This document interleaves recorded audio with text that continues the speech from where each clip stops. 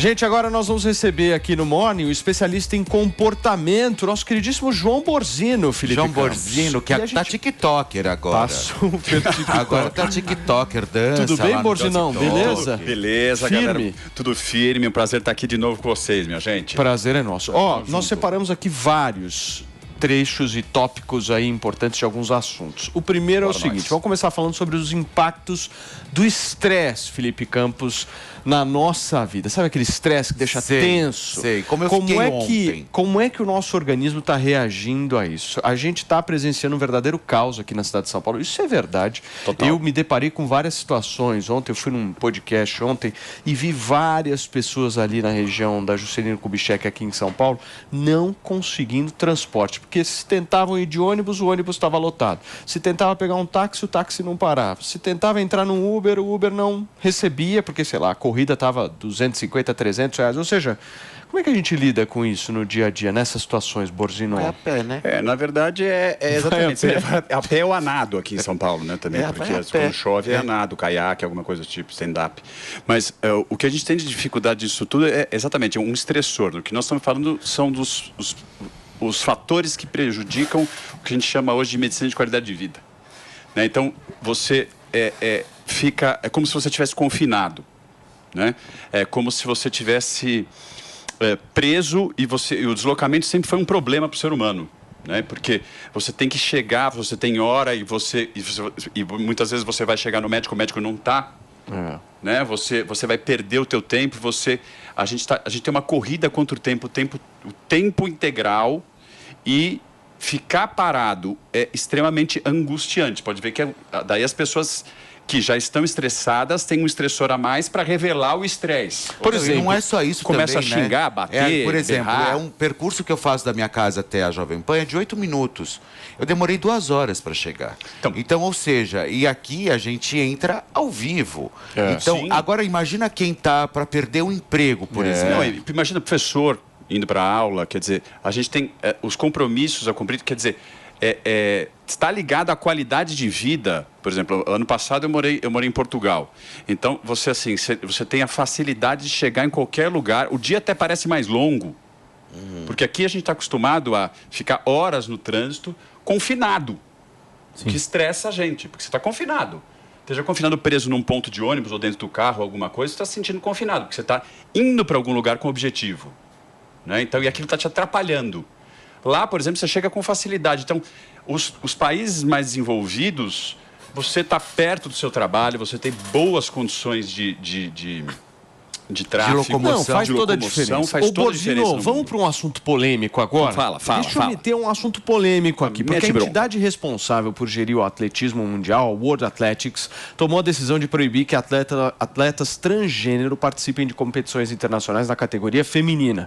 O presidente da organização disse que nenhuma atleta transgênero que passou pela puberdade masculina poderá disputar competições que valem para o ranking mundial feminino a partir do dia 31 de março. Você concorda com essa decisão? Eu acho que até demorou. Isso aí é lógico, é evidente, porque mostra o poder do mimizismo e da relativização diante da realidade verdadeira. Então, mas por quê? Você acha que a trans feminina, né, que seria mais conhecida como travesti, ela não deveria, ou transexual, ela não tem que disputar com as outras mulheres, é isso? Isso, porque perde a graça do esporte. Por quê? Porque você está colocando, assim, o homem tem uma capacidade muscular, né, uma capacidade de visão, de focal diferente, uma configuração cerebral diferente e uma capacidade muscular aumentada do que a mulher. Então, passou por essa adolescência, passou por esse desenvolvimento, está passado. Não adianta depois você tirar é uma característica biológica. De estrutura óssea, muscular e também de configuração cerebral. Ou seja, ele é muito mais objetivo e focal. Então, ele está antevendo jogadas, antevendo coisas que não são características do cérebro feminino. Então, mas como é que numa discussão... Isso eu acho que eu vou até estender essa pergunta para a Antônia, para o Dani, para o Mano, Fê, se você quiser responder essa pergunta também. Porque é o seguinte, como é que a gente, numa discussão, consegue ter essa fala, que eu acho que é uma fala que não é nem um pouco preconceituosa, mas acho que não. Determinadas pessoas, quando você fala isso, apontam o dedo na sua cara e falam, você é um transfóbico. Isso com certeza. Como é que numa discussão a gente consegue lidar com isso e trazer essa pessoa para uma discussão do tipo, amigo, você está estragando esporte? Paulo, é difícil porque assim, a realidade é aquilo que se passa dentro da cabeça de cada um. Entre duas pessoas conversando pode ter 3 realidades. Esse é o grande problema. Mas existe a realidade verdadeira. Então, é a mesma coisa que você pegar e colocar sênior jogando com júnior. Vamos usar do mesmo sexo. Beleza. Pessoas do mesmo sexo. Sênior joga com júnior? Não. Não, por quê?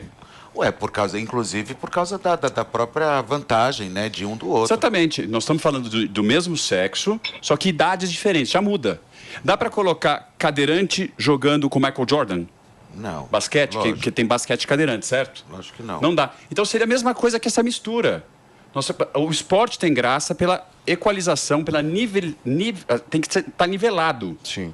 Então, vai ganhar o melhor que está dentro da mesma categoria, o mesmo nível e compete por igualdade. Vamos falar um pouquinho agora de comportamentos abusivos em relacionamentos amorosos, porque nos últimos dias a gente acompanhou que a cantora Gabi Martins, o Fê trouxe isso, e o gamer Lincoln Lau se separaram. E a ex-BBB veio a público contar o quão conturbado foi esse término. Ela disse que o ex-namorado teria simulado, inclusive, um suicídio, chegando a ficar 12 horas desaparecido. Um comportamento, gente, extremamente tóxico, perigoso para os dois lados do relacionamento. É ou não é? Com certeza. É um tipo de comportamento, eu diria assim, tóxico. O que é um comportamento tóxico hoje? Porque às vezes essa palavra também está sendo utilizada para tudo. Para tudo. Então vamos... O que excelente pergunta, Paulo.